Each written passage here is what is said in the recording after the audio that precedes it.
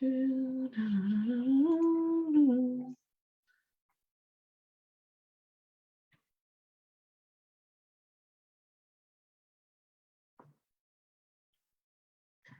here we are. That's us now.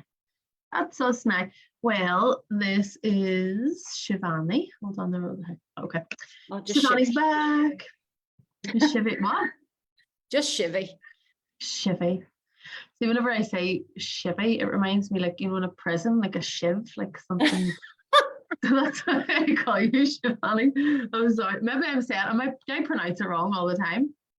It's just nobody can pronounce Shivani for some reason, so I just shortened it to Shivvi, and everybody remembers that. Then I get called Siobhan, okay, so Shivani. Really? Yeah. Okay. So this is Shivvi. Shivvi was on our live the other day with Ruth, and we really enjoyed that. We liked it. It was just like another, like a wee chat. And a lot of people actually were in touch with me straight after the live, like my mum especially phoned. She was like, we used to have copper things in school, and like, why are we not doing it anymore? She's like, right enough, like, I find that really useful. And a couple other people going like, I actually got quite a lot out of that. So hopefully we'll have a few people getting the same amount of value out of this talk that we're about today. So I wanted to have you on today, Shivani, because I was just talking about the cells, right? Whenever we were doing Kapalbhati, we're activating the cells, we're creating like a lot of heat, and we're generating a lot of energy there. And what I keep coming back to is this taking care of your basic building blocks, your cells. And there's obviously more than one way to do that. So we're doing breath work, which has like the spiritual and the physical aspect to it. But what you're a specialist in would be the food, the holistic healthcare. The gut, yeah, absolutely. So I just wanted to bring you on and pick your brain a little bit. I wanted you to just tell us and bestow us with your wisdom. So how would you go about, say you're like a total beginner, and you're maybe wanting to boost your health using just food? What would be your first protocol there? Well, let's just roll back a little bit and just talk about the cell. We all seem to think we eat this food and that there's energy being produced in the stomach, or it's gone into our blood, or where's it going and all that.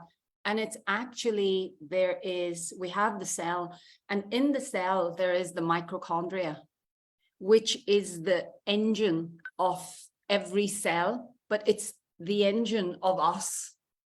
Okay.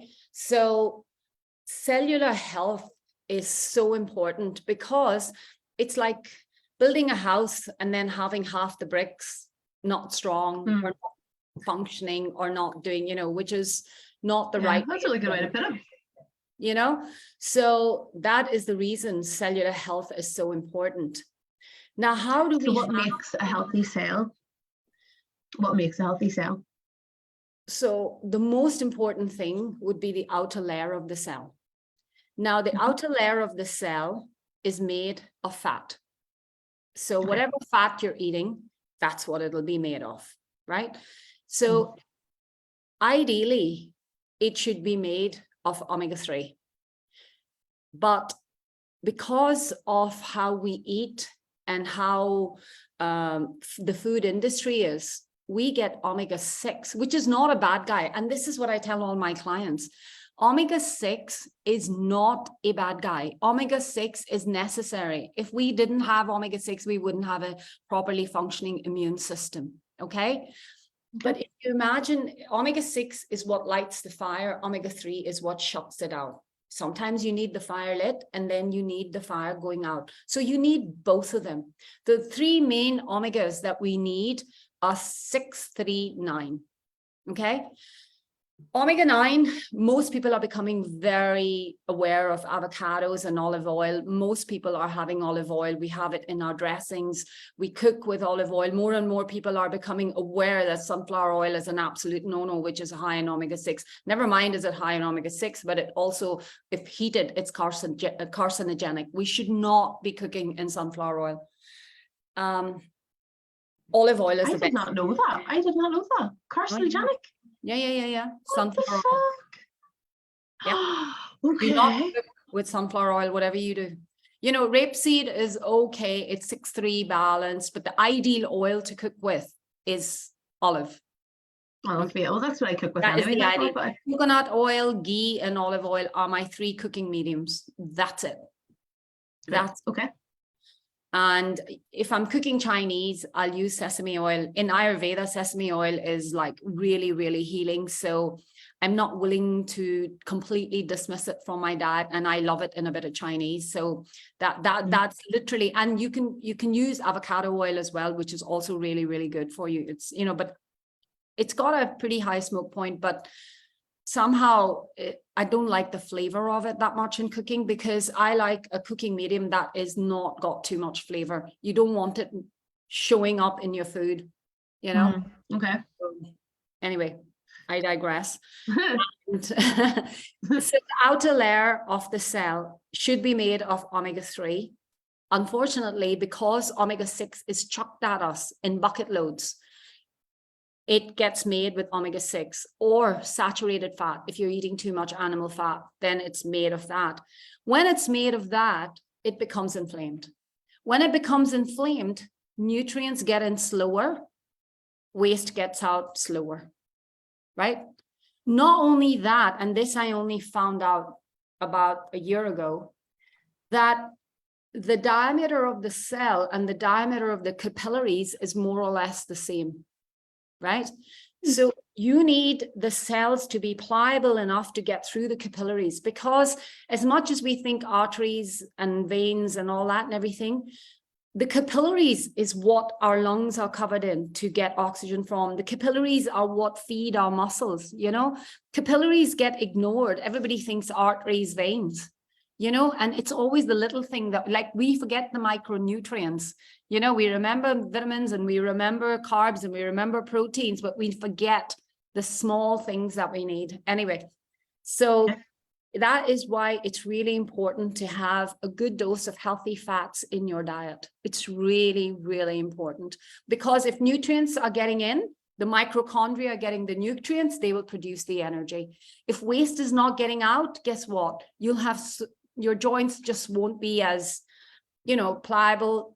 They won't be able, you won't be able to, you know, slowly as we get older, we get stiffer and things like that. And that's because there isn't enough of the right fat in our system that is required. That's mad, isn't it? You just, yeah. So that's the cell wall. And Okay. if you look after the cell wall, then you have to look after your gut, because we just take it for granted. You know, one of the things that I always laugh is, you know, as much as people seem to think our skin, they don't think of our skin as permeable. They think of our skin as this rubber glove that, you know, we can put whatever we want on it, not going to get into our bloodstream. Of course it is. And they also think of their gut as this pipe that is like, the gut is really delicate, you know, and you have to look after it so that it absorbs properly. We just take it for granted that what we're putting in our mouth, once it goes through our stomach and it goes into our gut, that it's being absorbed. But if your gut is not functioning properly, if your gut is inflamed, guess what? It's not going to absorb. And then you're like, but I have a really good diet. Why have I not got any energy? You know, are you absorbing? Is your cell wall pliable? Is everything getting in? So you have to think on basic, we have to literally pare it down to basics. Don't how would you think, like, if you, obviously we can't see our cell wall, like we can see our skin and the quality of our skin and stuff. So we know, like, okay, my skin is in shit condition, something needs to change. How do we know that our gut wall is out of whack then, since we can't see it? What are like the other symptoms that you would maybe see? Well, one of the things I get is so much is I eat a healthy diet, but I don't have energy. You know, Okay. that's, you know, if you feel like you're eating this healthy diet and your energy levels are going down, you should poo twice a day. Your poo is your biggest indicator. And you should have a healthy poo twice a day. You know, if you think about it, a baby poos every time it's eat, that's a really good functioning gut. But we can't, you know, that's not that desirable either, that you go to the toilet every time you eat. But you should poo easily once in the morning, once in the evening. And the other thing that I always find funny is when I say to people about fiber. This is one of my favorite conversations, you know. People think I'm eating my bran flakes, I am getting fiber. That's like taking a Brillo pad to your gut every time, you know. It's see, when something is being marketed at you, always question why, you know. It's what I was listening to a guy the other day, and he's like, they created all these healthy foods. When we started to question those healthy foods, they then said, oh, no, hold on. We've taken all the fat out of it. So we've made it low fat. You're going to get thin. We didn't get thin. We got fatter. Oh, no, hold on. We've added all these vitamins to it. Did we get more energy? No, we didn't. Oh, no, hold on. We're now doing this, that, the other to it. Don't listen to the marketing. Just go back to basics. Just go back. I literally think go back to basics and get into the habit of reading the fine print. Don't read the big writing on everything. Fortified with 10 vitamins and iron, all the minerals your body's going to read. Turn it around and read the small print. Read the small print. Why has it got emulsifiers? Why has it got this gum and the other gum and the other gum and stabilizers and E numbers and this and that? Why? You know, your apple doesn't have all that. Well, it doesn't say, you know, it doesn't have a label with ingredients. You know, if you remember, smoothies were touted as the health drink. And, you know, they've had to change that. They are not allowed to say it's a health drink. They were so high in sugar. So high in sugar.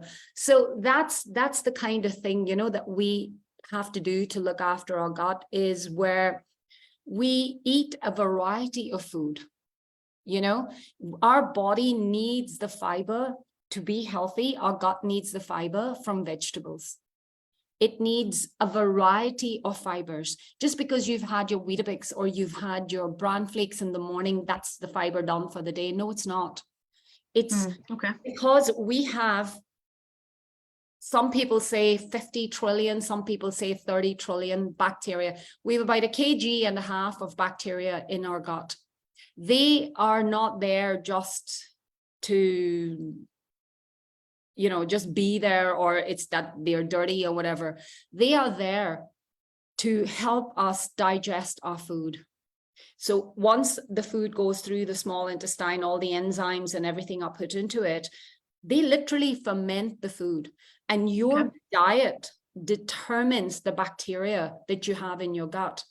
If you're eating sugar, that's what you'll have. You'll have loads of bacteria that eat sugar. If you are eating a lot of chicken, that's what your gut will have. It'll have the bacteria. Your diet literally determines the makeup of the bacteria in your gut. Now, what happens? It's like another way of saying, like, you are what you eat. You literally do. You have like, and your microbiome is what you eat. Yeah. Right? And then, you know, and then when we try and go healthy, right? What happens is, yes, we have to break our habit. You know, I mean, one of my favorite things to do was watch a movie and eat crisps, right?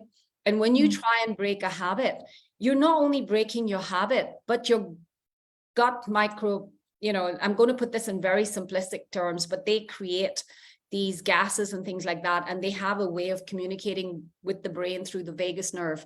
Like, Julie, you know, you've heard of vagus nerve meditation and all that. Not only that, they can create gases and put them in our bloodstream to communicate with our brain. So when they stop getting what they are used to getting, they will communicate to the brain, feed me, I need fat, I need fat. What is she doing? She's not eating crisps anymore. She's not eating chocolates anymore. So not only have you got your own habits that you've created, you have to fight them. You have to fight and retrain the gut bacteria. That's mad. God, that's, yeah. And that would probably make sense. You could have a lot of willpower, but like, you know, it still is, it makes it's it more even than harder. willpower. Like, you need to literally retrain your gut bacteria, literally retrain it. And you know, slowly change your habit. That's why you don't change anything overnight, because it'll be impossible.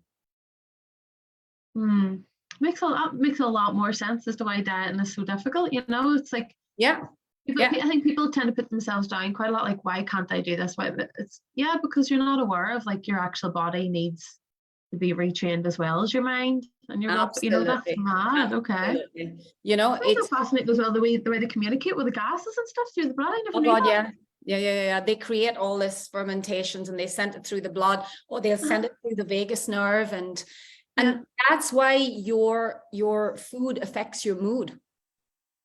That's how they affect your mood, because you know what they do, and I mean, they're smarter than us. In fact, you know, there's a book called 10% Human. Some apparently we have bacteria all around us, that our bacteria talk to people before we even talk to people. Like when you come in contact with somebody, they come in contact before, and they could repel somebody. Oh, isn't that crazy? Oh, it's see, when you start Fascinating. reading up about the microbiome, which is one of my favorite subjects, it's just like, oh my God. You know, and the thing to do is not beat yourself up. Can I just emphasize that? If Julie has seen what I was like 7-8 years ago, and I was a naughty girl. I'll be honest with you, I was a really, really naughty girl. I remember you being absolutely really good hungover one session with us. So you were like, I am dying. I had way too much to drink. I had all these crystals around your head. Do you remember? You were like, Julie, I'm like an evil. I know. But, you know, I had my kids when I was very young, in my early 20s. And then, you know, I was bringing up kids, trying to build a career, working, all that. So see, when you your kids are growing up, and, you know, I was like, party, you know, suddenly they were off to university. I was free, blah, blah, blah. So I went nuts. I must say, you know, people go nuts in their 20s. I went nuts in my 40s, and I ended up in a not very good place. Also because of the stress. I had a high stress business, and, you know, it was 24/7. It was all the time. And I never understood cortisol. I couldn't have told you that. Ended up on a lot of medication, started with statins. I was given statins, and then I started to get joint pain. And I'm not going to tell anybody to come off statins or anything else. It's your own personal thing. I'm not a doctor. Please don't take this as health advice. This is my journey only. And I never give this kind of advice to my clients, and never tell anybody, don't come off medication without, you know, talking to your doctor. And then when I was taking statins, my joints started to hurt. I put on a lot of weight, you know, and it's a vicious circle. Your body's hurting. It's actually your body's crying. And then you don't move as much. When you don't move as much, you put on weight, you know? And then when you've got all that cortisol, where you're in constantly that flight mode, you're not going into rest and digest. And that is why, Julie, I love the way you talk about stress all the time. Like, even if you learn to manage your stress on its own, it's fantastic. And, you know, it used to be where, you know, we were getting attacked. We ran away from whatever animal was trying to attack us. Hopefully it didn't eat us, and we go somewhere, and then we used to sit down, and our body used to go into rest and digest once we got into our little cave. But now the animal is in our head. We never switch off. We never. And so our bodies don't go into rest and digest, because when we finish our job, what are we doing? We're still thinking about it. We're still doing this. It's constant. And that's where meditation and breathing is so important. It's so important. Every one of my clients that I insist that they do breathing. Absolutely. And you know that I love your Soma breathing and your breath work. So good. I love them. I absolutely love them. Absolutely love them. And you're so good at it. I mean, like, the first time I experienced it, I was like, whoa, this is fantastic. Because, you know, it's not just, I mean, I spent years trying to meditate. I got nowhere, you know. I know. I think it's the thing, like, people know about meditation, they know that it's good for them, but meditation itself is difficult. So if you do breath work, it's more tangible. You're more in the moment. You get an immediate feedback on it. You know what I mean? And then it's easier to meditate once you've given your body that, like, kind of rush of energy to settle down into with. You know what I mean? Completely anyway, with you. And then breathing supports the cell health. It definitely does. Like you say, switching off the cortisol. So But yes, so what, keep going down. So Sorry, basically, I ended up on a load of pharmaceuticals, right? And then Mhm. from ibuprofen, having ibuprofen every day, which completely messes your gut up. Guys, if you can do one thing, stop taking ibuprofen unless you absolutely need it. Do not. Is there any alternatives to ibuprofen that isn't as damaging? Because I know that a lot of people do rely on painkiller, not rely on painkiller, but you know, a lot of people do take painkillers. You know, and I think whenever you're doing holistic health, everything kind of takes a bit slower. Yeah, you know but what I mean? can say is don't make anything into a habit. Now, if you've really pulled a muscle and you're in absolute agony, you need the ibuprofen. Yeah. Okay.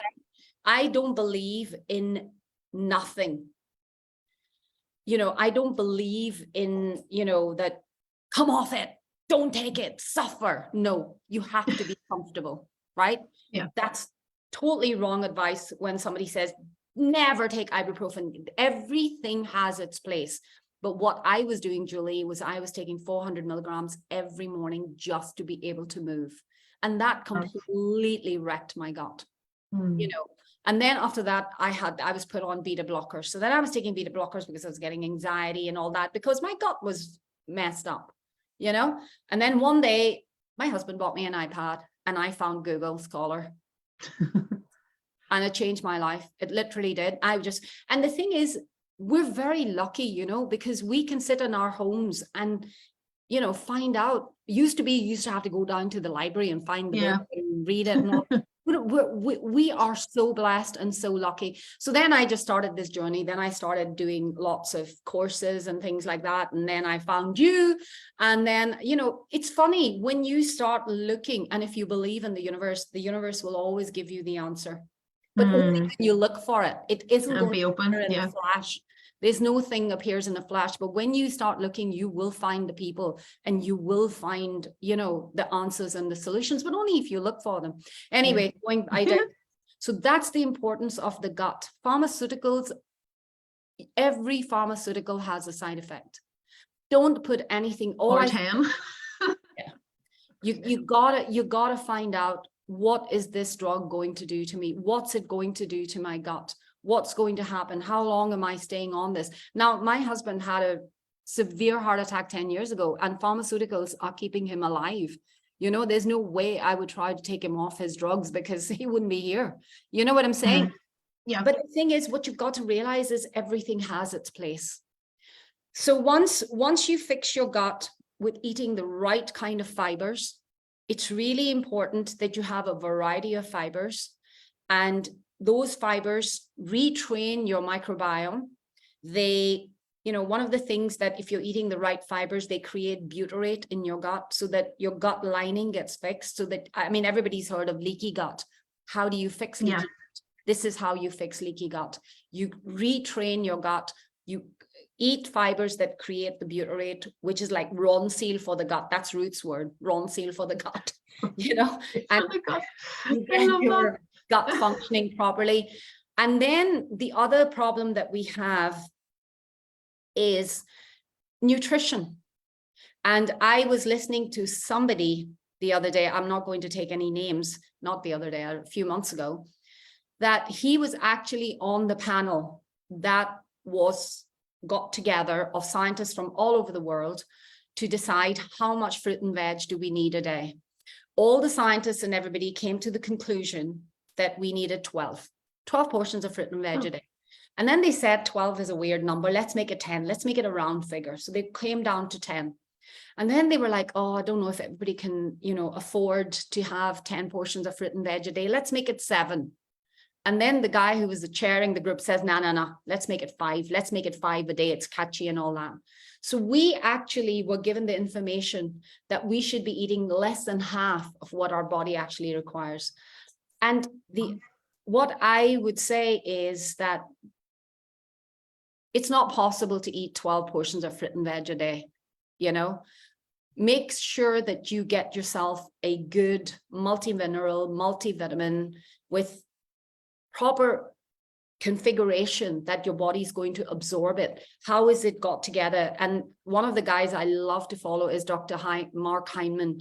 And he said, he's like, you know, beta carotene they found out beta carotene is really, really good for you. So they extracted it from the carrot and they were like, okay, you know, let's make a supplement out of beta carotene. And it didn't work, because what you have to do is you need all the other ingredients, the phytonutrients, to make the beta carotene work.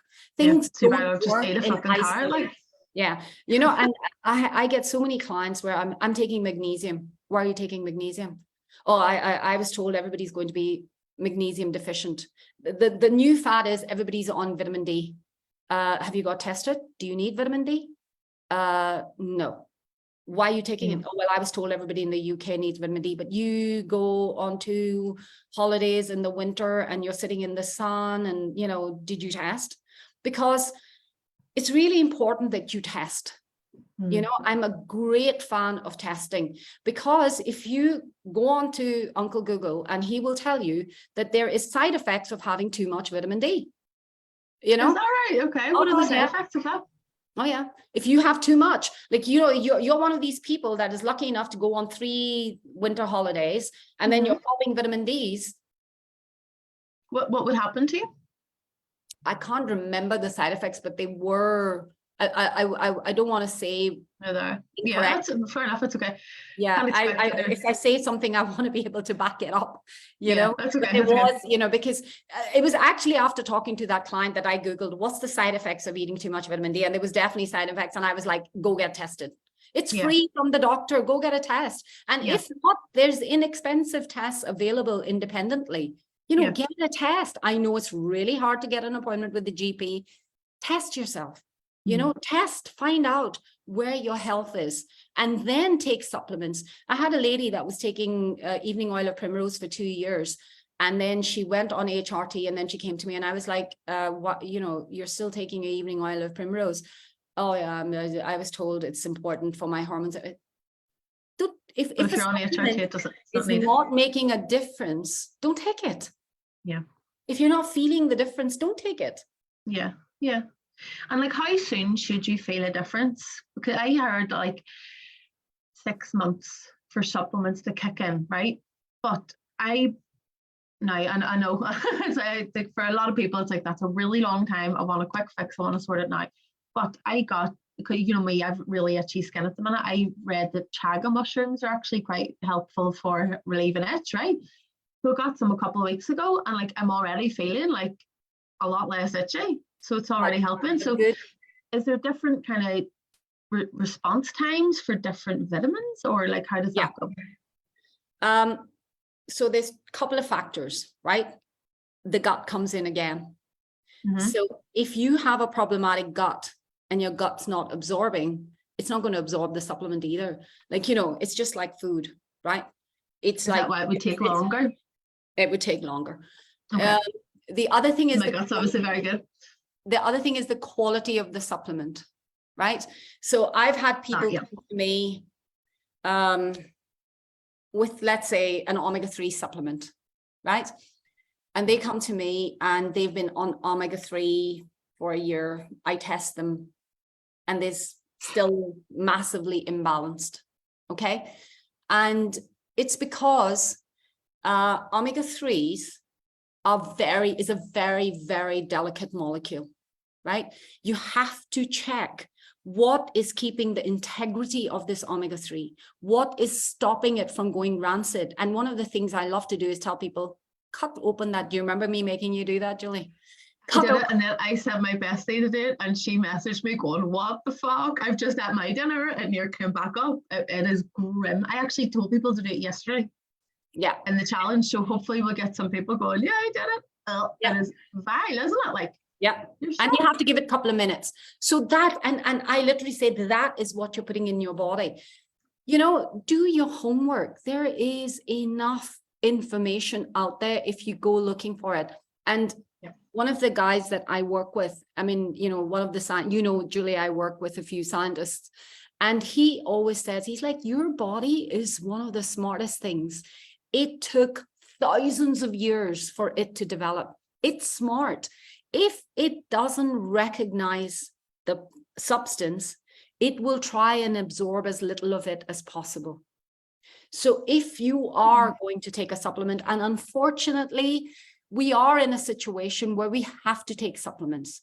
I mean, if you're not willing to eat 5 or 6 portions of oily fish a week, like sardines and mackerel and this and that, which I'm not, you need an omega-3 supplement. Yeah. It is called essential fatty acid for a reason. It's essential. Okay. Yeah. Yeah. We need phyto and micronutrients. You know, I was telling you about my friend, the nutritionist, telling me how frozen vegetables are actually better for you than fresh, simply because a fresh vegetable, it's harvested, then it's stored, then it's cleaned, then it's packaged in plastic, then it's flying from God knows where to the supermarket warehouse, then it's in the supermarket warehouse, and then it's being distributed. And it's losing nutrition the entire time. The entire time. Okay. Whereas if you're buying a good quality fruit, I'm going to take a name, Bird's Eye, let's say. Bird's Eye say that their vegetables are frozen 24 hours after being picked. The nutrition has got locked in. You know, so and I got such a shock because I thought, I'm not eating frozen, I'm going to eat fresh. Yeah, my partners would be the same. He would be like, no, where's frozen? And like whenever I buy like multi, you know, like the mixed veg, like frozen mixed veg, he like turns his nose up at it. I have to keep like saying it's not, it's probably better, you know. Yeah. Anyway. Yeah. But what I do is, and I tell everybody, rinse your frozen veg as well. Don't trust somebody's wash. Oh, okay. Rinse, you know, go now after we just step put it in in. a sieve and rinse it. You know, I just don't trust somebody in a factory to be that diligent to clean everything. You know what I mean? And, you know, I'm like, would you take anything out of a packet and eat it? No. You know, I always wash it. I'm like, well, why are you not rinsing your frozen veg? You know, I always rinse it. And so much it always has that kind of, and that's why a lot of people don't like the taste of frozen veg, because it contains that kind of little bit of that like film almost or something. Yeah. So when you rinse it, you actually take away that freezer taste. Interesting. Okay, right. We'll have to wrap this up now because we've been talking way longer than we thought. So your 5, like, give me your best tips for looking for, say, to take care of your gut health and to take care of your cell health. What are we looking for? What are we doing? Cellular health, make sure you're on a good quality omega-3. Okay. Definitely. And check your omega-3. Make sure the origin of it, make sure that it's made out of real fish. What kind of fish? Is it farm? You know, there's people that won't eat farm fish, but yet will not check the fish that the omega-3 is made out of. Yeah. Okay. Number 1. Number 2, look after your gut health. Make sure you're getting the right fibers and that you're constantly creating butyrate to keep the integrity of your gut wall and keeping your gut functioning so that it's absorbing whatever you're putting into it. And number 3, unfortunately, because of all the depletion, the soil depletion around the world, just Google and see where is the depleted soils, and you will get a shock. Spain is one of the most depleted soils, and that's where most of our fruit and veg come from. So your fruit and veg will not contain as much nutrition, not possible to eat 10 or 12. So get yourself a good multivitamin, multi-mineral, something that has phytonutrients in it as well, and polyphenols, which are really important for the gut. So make sure it contains that. And the other thing is test, don't guess. Please test. Don't just keep popping. You know, as much as we don't want you to pop pharmaceuticals, we don't want you to pop supplements either. You know, needlessly, because it's not really that they would be doing anything bad per se, but like you think you're doing good to your body and it's not doing anything. Do you know what I mean? So then we don't want you to give up on your health journey altogether because you're not seeing results. The results are probably not being seen because you don't have good quality stuff in you, you know? Exactly. Yeah. And the other and the most important thing, you can do all of the above, but if you're not doing the breath work Julie's recommending and you're not managing your stress, you're not getting anywhere. Yeah. All fine balance. If you're not, if your body is not going to go into rest and digest, doesn't matter. You're putting the best supplements into it, best organic food into it, the best whatever. Yeah, your stress, your stress is going to override everything. Everything. If you're stressed, your digestion is switched off, your immune system is switched off, your fertility is switched off, your sleep is switched off. It's all fucked. So just stress first. The most important thing. Health. Yeah. Awesome. And that's why I left it to the last, because it was like the most. Thank you, darling. Right, well, we're going to wrap up now. Thank you so much. Does anybody do you want to like recommend anything or promote any kind of work with you? What do you want to maybe sign off? Well, I'd love everybody to go onto my YouTube channel, Shivvi's Table. Yeah. And if you don't mind putting a link to one of my videos, and please subscribe. I'd really, really appreciate that. I'm trying to build my subscribers. There will be, I've been moving house, moving countries. So I've put up a couple of food videos, but there will be a lot of quick, healthy food ideas coming soon as I get settled here. Beautiful. Awesome. Thank you so much for your time, No Shivvi. problem. My pleasure. I love chatting to you. Okay, I'll see you soon. All right. Bye. Bye.